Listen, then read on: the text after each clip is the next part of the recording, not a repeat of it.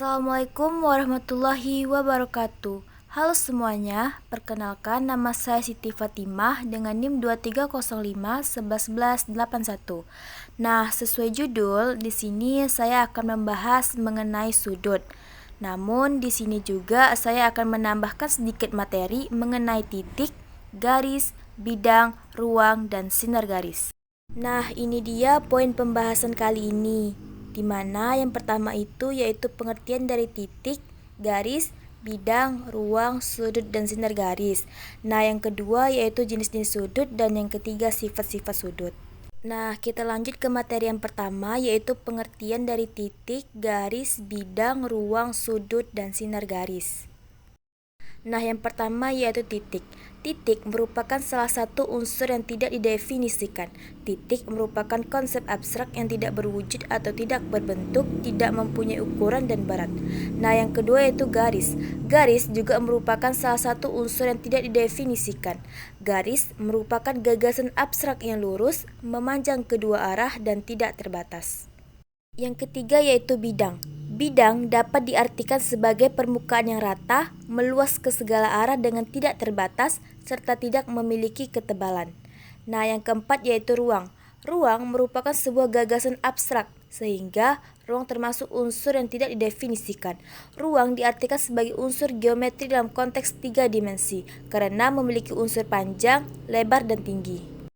Nah, selanjutnya yaitu sudut. Sudut merupakan daerah yang dibentuk oleh dua sinar garis yang tidak kolinear atau tidak terletak pada satu garis lurus. Nah, apa sih sinar garis itu? Sinar garis merupakan bagian dari garis yang memanjang ke satu arah dengan panjang yang tidak terhingga.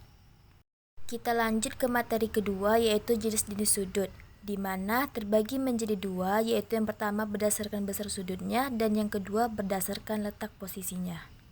Yang pertama yaitu berdasarkan besar sudutnya, di mana ini tuh terbagi menjadi 7, yaitu yang pertama yaitu sudut lancip. Sudut lancip adalah sudut yang mempunyai besaran sudut yang tidak lebih dari 90 derajat. Nah, yang kedua yaitu sudut siku-siku. Sudut siku-siku adalah sudut yang mempunyai besaran sudut yang sangat tepat 90 derajat. Yang ketiga yaitu sudut tumpul. Sudut tumpul adalah sudut yang mempunyai besaran sudut lebih dari 90 derajat. Yang keempat yaitu sudut lurus. Sudut lurus adalah sudut yang mempunyai besaran sudut sebesar 180 derajat. Yang kelima yaitu sudut refleks. Sudut refleks adalah sudut yang mempunyai besaran sudut mulai dari 180 derajat hingga kurang dari 360 derajat. Yang keenam yaitu sudut penuh. Sudut penuh adalah sudut yang mempunyai besaran sudut sebesar 360 derajat. Dan yang ketujuh yaitu sudut 0 derajat. Sudut 0 derajat adalah sudut yang besaran sudutnya hanya sebesar 0 derajat saja. Yang kedua yaitu berdasarkan letak posisinya, di mana terbagi menjadi 4, yaitu yang pertama yaitu sudut bersebelahan. Sudut bersebelahan adalah sudut yang dihasilkan dari 3 garis yang dihubungkan dengan satu titik verteks. Titik verteks adalah suatu titik yang mempertemukan 3 atau lebih garis pada suatu sudut. Yang kedua yaitu sudut vertikal. Sudut vertikal adalah sudut yang dihasilkan dari 2 sudut yang dipertemukan dengan saling tolak belakang, sehingga membentuk sebuah potongan 2 garis. Maka dari itu, sudut vertikal dapat disebut juga dengan sebutan sudut bertolak belakang. Yang ketiga yaitu sudut komplementer. Sudut komplementer adalah sebuah sudut yang dibentuk melalui pertemuan antara 2 sudut yang bersebelahan dengan besaran sudut tepat 90 derajat. Dan yang keempat yaitu sudut suplementer. Sudut suplementer adalah sebuah sudut yang dibentuk melalui pertemuan antara 2 sudut yang bersebelahan dengan besaran sudut keduanya tepat 180 derajat. Materi yang ketiga yaitu sifat-sifat sudut, di mana sifat-sifat sudut ini terbagi menjadi 6, yaitu yang pertama yaitu sifat sudut-sudut luar berseberangan, di mana jika 2 buah garis sejajar dipotong oleh garis lain, maka sudut-sudut luar berseberangan saling kongruen. Yang kedua yaitu sifat sudut-sudut dalam berseberangan, di mana jika 2 buah garis sejajar dipotong oleh garis lain, maka sudut-sudut dalam berseberangan saling kongruen.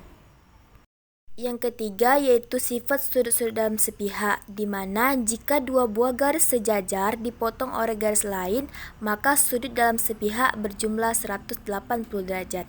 Yang keempat yaitu sifat sudut-sudut luar sepihak, di mana jika dua buah garis sejajar dipotong oleh garis lain, maka sudut luar sepihak berjumlah 180 derajat.